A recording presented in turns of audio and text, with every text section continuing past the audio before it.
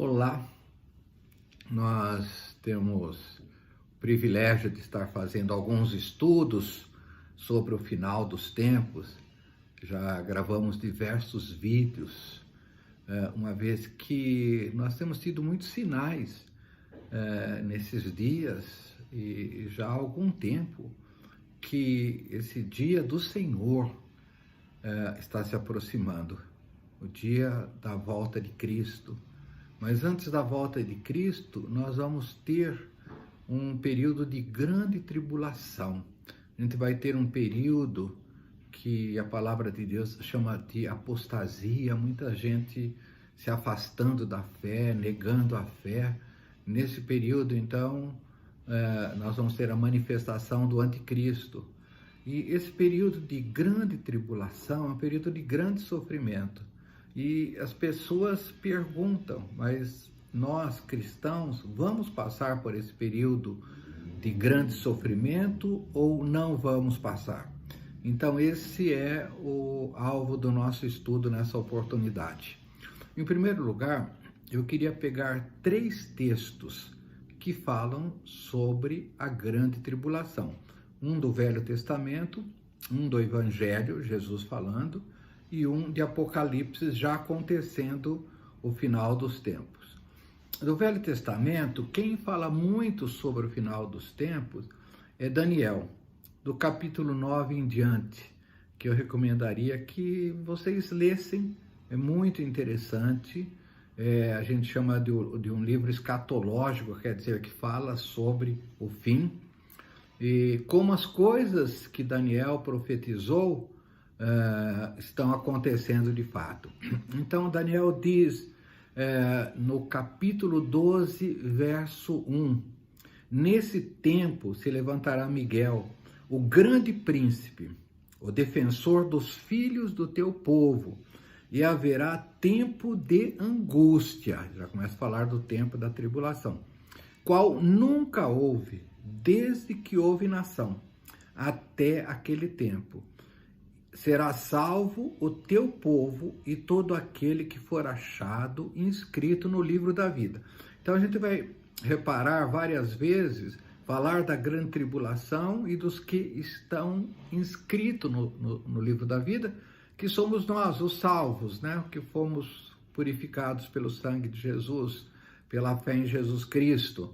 Então nós vamos passar por essa tribulação. O que Jesus diz em Mateus 24, 21, também como nós temos falado, o capítulo 24 de Mateus 25, são 2 capítulos fundamentais para a gente entender o final dos tempos. Jesus diz, no verso 21, porque nesse tempo haverá grande tribulação, como desde o princípio do mundo até agora não tem havido e nem haverá jamais. Meu Deus, que coisa terrível a gente pensar nisso, né? Você imagina a Segunda Guerra Mundial, né? Onde milhões e milhões de pessoas foram mortas, né? Acho que mais de 100 milhões de pessoas, principalmente na Europa, que período de grande sofrimento. Depois nós tivemos o Holocausto, né? Tivemos a Revolução da China e da Rússia também, onde somando os dois, tivemos 100 milhões de mortos, né? E 6 milhões de judeus no Holocausto. Quer dizer, Jesus está dizendo que o período da grande tribulação será pior do que esses períodos que nós estamos nos referindo. E aí a gente também tem, vou pegar um texto em Apocalipse que fala sobre a grande tribulação, Apocalipse 7,14. Estes que se vestem de vestiduras brancas, quem são? De onde vieram? E João diz, respondi-lhe, meu Senhor, tu sabes. E ele então me disse, são estes o que vêm de grande tribulação. Lavaram suas vestiduras e as alvejaram no sangue do Cordeiro. Então, uma multidão de vestes brancas, que o ancião está explicando para João, que eles vieram da grande tribulação. Veja que interessante. Então, até aqui a gente leva a crer que vamos passar pela grande tribulação, né? Agora, a grande tribulação está como essência para a gente entender no capítulo 12 e 13 do Apocalipse. A gente sabe que existe a Trindade, né? Nós como cristãos cremos em Deus Pai, Deus Filho, Deus Espírito Santo. E o diabo é um imitador, um enganador, um sedutor. Então ele quer em tudo imitar. Então existe a Trindade do mal. No capítulo 12 de Apocalipse, fala sobre o diabo, né? O dragão, o grande dragão, a antiga serpente que se chama diabo, Satanás, o sedutor de todo mundo. Então está falando do chefe de todos, do Senhor de todos, né? Como se fosse o pai de todos. Depois, no capítulo 13 de Apocalipse, falam de duas bestas, né? Uma que vai sair do mar, outra que vai sair da terra. No verso 1 do capítulo 13 diz, uma besta que sai do mar. Essa besta que sai do mar, o mar a gente entende assim que é o mundo, então ele é um gentil, ele não vai ser um judeu, né? Esse vai ser o anticristo, que vai ser o diabo encarnado. Então ele vai vir com sinais, com maravilhas, com prodígios, né? E vai enganar muito. Então ele vai ser um político, né? Com alianças com muitos países, né? E vai resolver problemas de economia, como nós vamos ver. Então essa é a segunda pessoa da Trindade do mal, que é o diabo encarnado, que é o Filho, né? Depois tem a terceira pessoa, Apocalipse 13, 11, vi ainda uma outra besta emergir da terra. E essa saída da terra, os estudiosos dizem que é de Israel, né, provavelmente.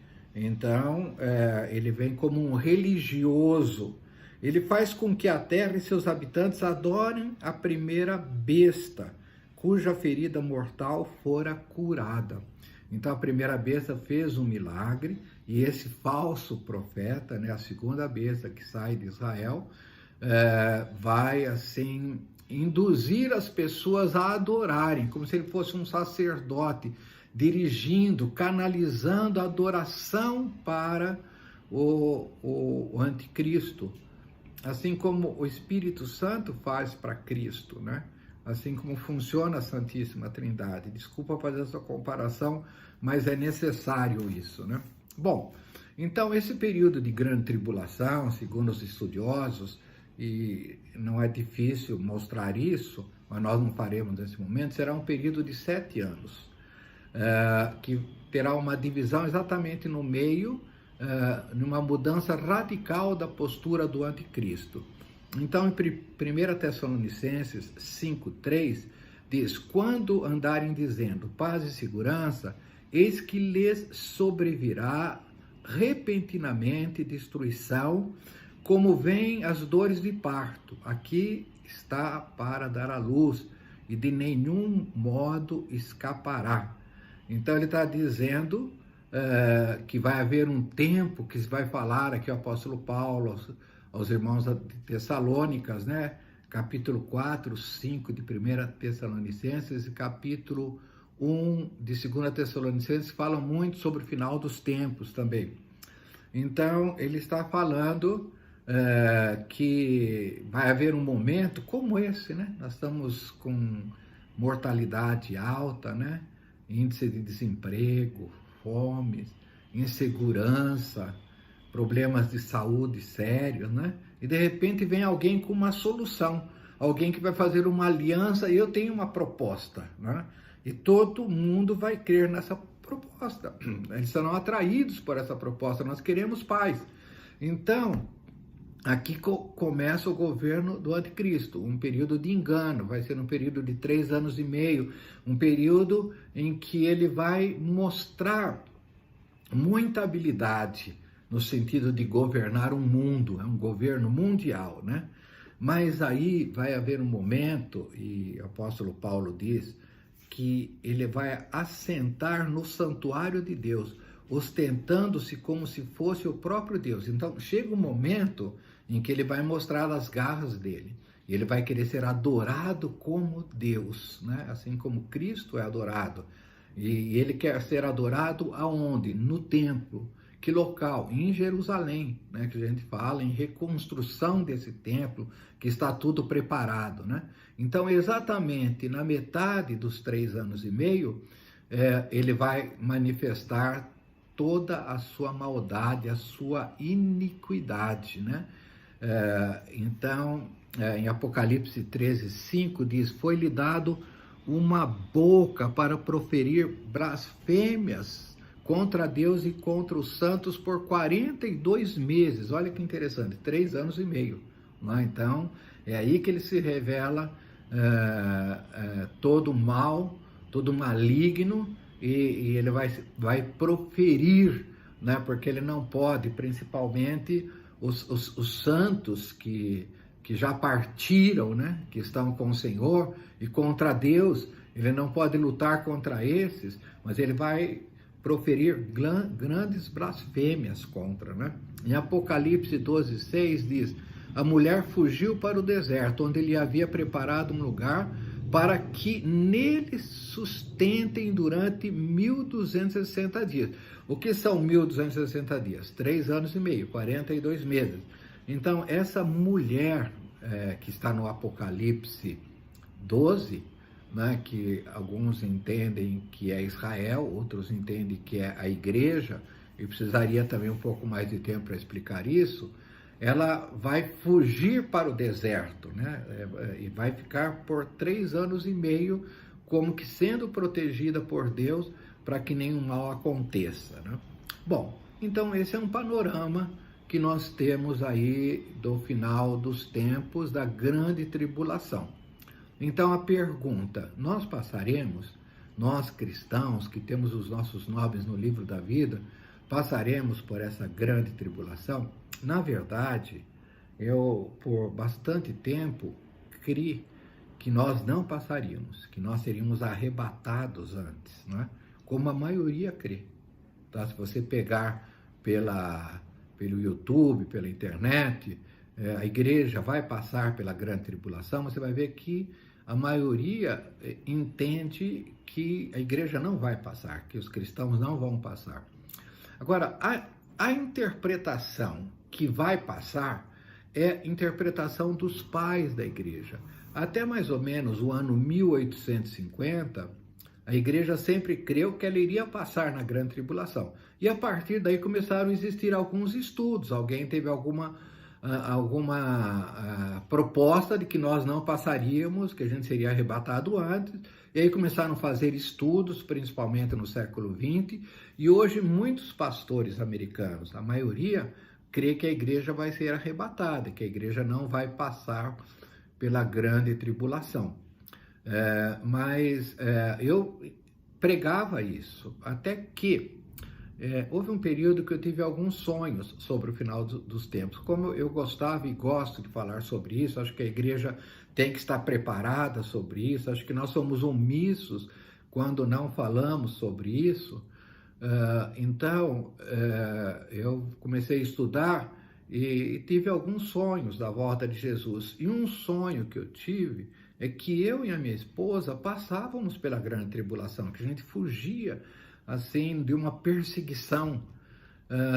Então eu comecei a refletir sobre isso e estudei e pesquisei e vi que alguns que defendem que a igreja vai passar pela grande tribulação têm estudos muito bem feitos, são pessoas sérias, e eu cheguei a essa conclusão, ao ponto de um dia chegar para minha congregação na época e pedir desculpa. Eu falei: olha, eu preguei sempre desse jeito, mas Deus não é didático assim no sentido de que é para a gente crer assim um assado, mas hoje eu creio de forma diferente, embora quem continue a crer daquele jeito anterior, não há problema nenhum nisso, né? A única coisa é que, se acontecer passarmos pela grande tribulação, não estariam preparados para isso. E o que eu quero concluir é como a gente se preparar para isso, né?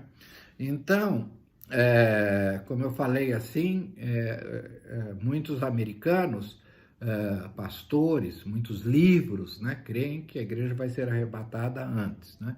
Mas eu vou pegar 2 trechos aqui, poderia pegar mais, né? Mas eu vou pegar 2 apenas, que fala que a igreja vai passar pela grande tribulação. E tem muitos versículos que não compete a gente ficar estudando nesse momento. Mas o primeiro que eu quero pegar é o próprio Jesus falando em 24, verso 21 em diante. O versículo que eu já li. Porque nesse tempo haverá grande tribulação, como desde o princípio do mundo até agora nunca tem havido e nem haverá jamais. Então ele está falando da tribulação. Mas aí no verso seguinte ele disse: não tivesse aqueles dias sido abreviados, ninguém seria salvo. Mas por causa dos escolhidos, tais dias serão abreviados.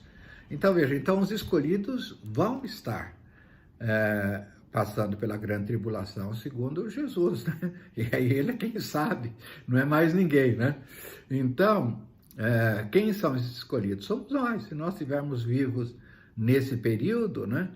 E Jesus diz que o Pai vai abreviar esses dias de tão grande sofrimento que estão esses dias, né? Depois também Jesus fala aqui em Mateus 24, verso 29, ele diz, olha, logo em seguida a tribulação daqueles dias. Então, terminou a tribulação, tá? O sol escurecerá, a lua não dará sua claridade, as estrelas cairão do firmamento e os poderes do céu serão abalados. Então aparecerá no céu o sinal do Filho do Homem. Então, Jesus volta após a grande tribulação, exatamente uma grande batalha chamada Armagedon, né? A Bíblia fala muito disso, em Apocalipse fala disso, né? Todos os povos da terra se lamentarão e verão o Filho do Homem vindo sobre as nuvens do céu com poder e muita glória. Então ele vem para vencer, para derrotar. Israel está sendo cercada pelos povos do norte, por muitos exércitos. Então ele vem para mostrar que realmente ele era o Messias, que ele é o Messias, né? E veja o verso 31. E ele enviará os seus anjos com grande clangor de trombeta, os quais reunirão seus escolhidos, reunirão os seus escolhidos dos 4 ventos de uma a outra extremidade do céu.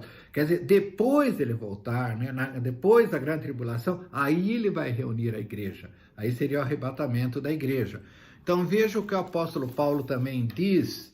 Ele tem outras passagens, mas vou pegar uma aqui em 1 Coríntios capítulo 15, diz, isto afirmo, verso 50, isto afirmo, irmãos, que a carne e o sangue não podem herdar o reino de Deus, nem a corrupção herdará a incorrupção.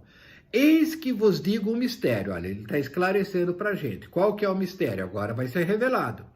Nem todos dormiremos, mas transformados seremos todos. Quer dizer, nem todos morreremos, mas no dia da volta de Jesus, nós teremos uma transformação. Eu vejo como ele explica. No momento, num abrir, num fechar dos olhos, ao ressoar da última trombeta, a trombeta soará, os mortos ressuscitarão incorruptíveis e nós seremos transformados. Então, nós que estivermos, essa ressurreição dos mortos, a primeira ressurreição dos mortos, ela vai acontecer nessa volta de Jesus, ao tocar, ao ressoar a última trombeta. E a última trombeta é exatamente quando termina a grande tribulação, é o fim, aí é o fim mesmo, não é? Então, nesse momento é que vai acontecer, isso está em 1 Tessalonicenses 4 também, tem outras passagens que mostram isso. Então, o que nós precisamos estar atentos nesse sentido? Primeiro, veja, Deus nunca tirou o seu povo de sofrimento. Os mártires passaram por sofrimento. Nós temos pessoas sendo perseguidas, missionários sendo perseguidos, passando por grandes sofrimentos. Jesus não tira, não evita os sofrimentos, né? Porque isso são testemunhos que os cristãos vão dar. Então, às vezes as pessoas perguntam, mas irmão, eu vou passar por grande tribulação, não tenho força, eu vou negar Cristo. E não vai, Deus vai dar força, Deus vai proteger, assim como os crentes que morreram em Roma, que foram perseguidos, que foram massacrados, eles não eram melhor que a gente, né? Mas Deus deu força para eles. Então, o que que nós precisamos? Estar firmes com Jesus. Em primeiro lugar, sabe, com Jesus passamos pela grande tribulação ou não passamos, o importante é estar com Ele. Se nós estivermos com Ele, Ele é fiel e justo, vai nos guardar, nos proteger. E a segunda coisa importante, irmãos, nós precisamos estar juntos como igreja, ligado um no outro, porque para passar esse período, se nós pudermos passar juntos, veja, a palavra de Deus diz, quem tiver a marca da besta, né? Que os que tem o nome no livro da vida, tem a marca do Espírito Santo, esses não vão ter a marca da besta, mas quem não tiver a marca da besta não vai poder comprar nem vender nesse período. Então nós vamos precisar estar ajudando uns aos outros. Não sei como é que vai ser nesse período de grande tribulação, mas nós vamos precisar um dos outros. Então é bom estarmos juntos, é bom praticarmos o amor, é bom praticarmos o perdão, porque no período da grande tribulação vai ser difícil se nós não estivermos ligados, se nós não formos um só corpo, se nós não estivermos unidos em Cristo Jesus, uma unidade no Espírito, uma unidade na fé. Que Deus abençoe a todos. O meu estímulo é que nós estejamos preparados para qualquer coisa, porque Jesus Cristo é conosco. Se Deus é por nós, quem será contra nós? Deus abençoe a todos.